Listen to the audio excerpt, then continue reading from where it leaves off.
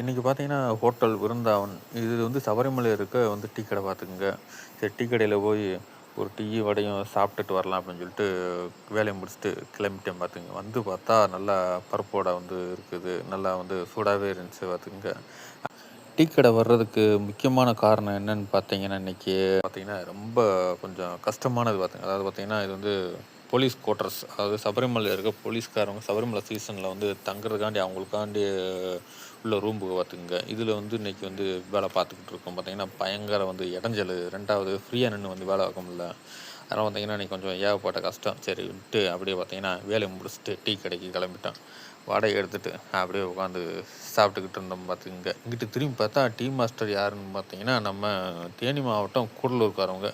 ஓனருமேவும் அதே தான் அவரே தான் பார்த்துங்க. அவருடைய ஃப்ரெண்டு போல இருக்கு பார்த்துங்க.